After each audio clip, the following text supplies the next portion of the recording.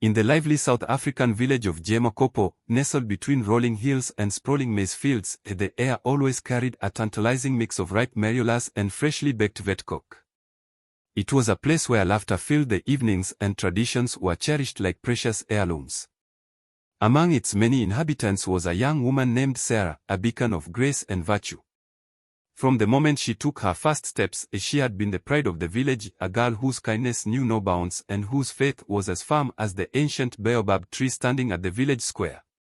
Her parents had instilled in her the virtues of honesty, patience, and perseverance, and Sarah had embraced them wholeheartedly. Every mother in the village pointed to her as the standard, whispering hopes that their daughters would one day grow up to emulate her. Sarah loved her village, its simple yet fulfilling way of life. She spent her days helping her mother sell hand-woven baskets at the local market and reading under the shade of the jacaranda tree. The elders spoke highly of her, calling her Ganya, meaning light, because she radiated warmth and wisdom beyond her years.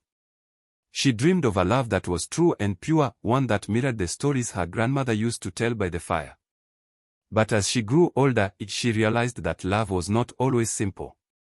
Despite her remarkable beauty and intelligence, Sarah remained unmarried at the age of 30. Many wealthy men, both from the village and beyond, had tried to woo her with luxurious gifts and sweet words, hoping to claim her as their wife. Sarah was unyielding. She did not seek riches or power, she sought love, genuine love, the kind that would stand the test of time. Her best friend, Nomsa, a vibrant and outspoken Zulu woman, often teased her for being too selective. Though Nomsa had settled down early, marrying a man who adored her, she never pressured Sarah. Instead, she encouraged her to follow her heart, believing that love should never be rushed. One fateful evening, Nomsa invited Sarah over for dinner. The cozy home smelled of rich, spicy chocolate and sizzling boas. The warm ambience provided a perfect setting for deep conversations and laughter. As they sat together, enjoying their meal, Nomsa suddenly turned serious. Sarah, my husband's friend, Tabo, has been asking about you. He's very interested in you, she said, watching her friend's reaction closely. He wants to meet you, and if things go well, he hopes to marry you. Sarah hesitated, her heart pounding. She had seen Tobo before. He was a respected teacher at the local school, known for his kindness and wisdom. Still, she wasn't sure she was ready for love. Sarah paused, her spoon resting midair. Nomsa, I remember Tobo from your wedding, but I don't know if I'm ready for all that comes with love and relationships. I'm not sure I have the strength for it, she admitted, her voice laced with uncertainty. Nomsa chuckled, shaking her head knowingly. Sarah, you think too much. Love is a journey, not a pre-planned map.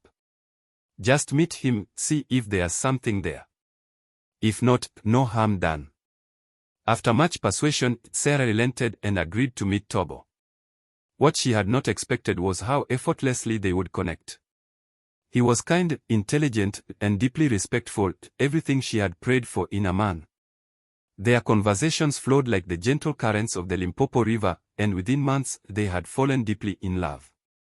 A grand wedding followed, attended by family and friends who celebrated their union with boundless joy. On their wedding night, as they sat together in their candlelit room, Sarah hesitated before whispering, I have never been with a man before.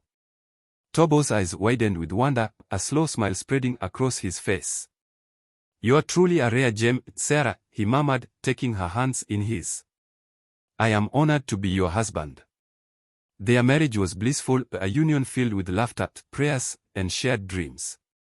Within a year, Sarah gave birth to twins, a strong baby boy named Cabello and a beautiful little girl named Dino. Their home overflowed with joy, their love deepening with each passing day. Life, it seemed, had finally given Sarah everything she had hoped for. But fate is an unpredictable force, and its plans are often beyond human understanding. One fateful afternoon, while Sarah was in the kitchen preparing a meal, a blood-curdling scream shattered the serenity of their home. It was Dino's voice, high-pitched and filled with terror. Fear gripped Sarah's heart as she rushed into the living room, only to be met with the most horrifying sight she had ever seen. Cabello lay motionless on the cold, hard floor, a pool of blood foaming beneath his small body. Somebody help me. "My son," she screamed, her entire being consumed with panic. Without a moment's hesitation, she scooped him into her arms and raced to the car, her fingers trembling as she struggled to start the engine. The drive to the hospital felt like an eternity, her vision blurred with tears. Every second felt like a battle against time. Before we continue, like this video, subscribe to this channel and also tell me where you're watching from. Thank you. Let's continue. The doctors took Kabelo in immediately, their faces grim as they examined him. Moments later, one of them approached her with a heavy expression. "Madam, your son has suffered a severe head injury. He requires emergency surgery and a blood transfusion immediately." Sarah wasted no time calling Tobo, who arrived in a frenzy of panic. Both parents offered to donate their blood without hesitation. But when the results came back, the doctor hesitated before speaking. "Mr. and Mrs. Tobo, we have a problem," he said carefully. "Your blood types do not match your son's." Tobo frowned. "That's impossible. He's our son. How can our blood not match?" The doctor explained that while rare, there were instances where a child's blood type differed slightly from the parents'. However, he admitted that this particular case was highly unusual. There was no time to debate, the immediate concern was finding a donor to save Kabelo's life. Tobo hurried off to find one, while Sarah stayed by her son's side, gripping his tiny hand as she whispered prayers over him. The surgery was successful, and Kabelo survived. But the incident planted a dangerous seed in Tobo's heart. A seed of doubt. One that began to grow, fueled by whispers from his friend Saifo. One cool evening in the small town of Ga-Mokgopo, as the sun began to set over the rolling hills, Saifo and Tobo sat together on the wooden porch of Tobo's home. The gentle sound of crickets filled the warm air. Saifo, a longtime friend with a kind heart, looked at Tobo with concern in his eyes. "Tobo, are you absolutely sure Kabelo is yours?" he asked softly, his words echoing the quiet night. Tobo felt his chest tighten. He knew Saifo meant well, but the question stirred feelings deep inside him. "Sarah was a virgin when I married her." "Of course, he is mine," Tobo replied, trying to sound firm even though his voice trembled with hidden worry. The light from a nearby lantern made the worry on his face clear. Saifo continued gently, "Sometimes, his secrets can be heavy on our hearts, my friend. It might be a good idea to have a test done, just to be sure." The conversation was quiet but powerful. The cool evening breeze, carrying the scent of freshly cut grass and the distant sound of children laughing in the streets, seemed to make every word matter more. Tobo listened as Saifo explained that a DNA test could bring peace of mind. "It is not about mistrust, Tobo. It is about making sure that your heart does not carry a heavy burden," Saifo added. Tobo sat silently, his mind filled with memories of happy times and quiet nights spent with Sarah and their little Kabelo. The room was filled with the soft glow of dusk as he thought about the life he had built. Despite his love for Sarah, a small seed of doubt had been planted, and Saifo's gentle words made it grow. The night grew deeper, and Tobo promised himself that he would find the truth, hoping that a simple test could settle his worries and restore the trust he so deeply cherished. Later that night, after everyone had gone to sleep in their humble home in Ga-Mokgopo, Tobo lay awake on his bed with a troubled heart. The soft hum of the night and the distant call of an owl filled the silence as he remembered Saifo's words. Even though he had tried to dismiss the idea, the nagging doubt had taken root.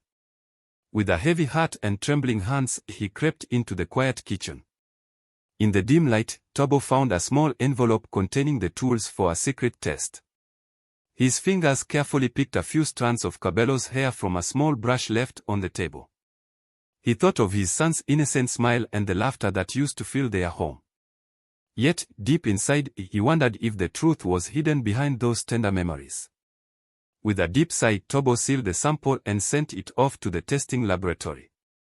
The next day, as the early morning sun peeked over the horizon, Tobo received a letter. The words on the paper shook him to his core. Kabelo was not his biological son.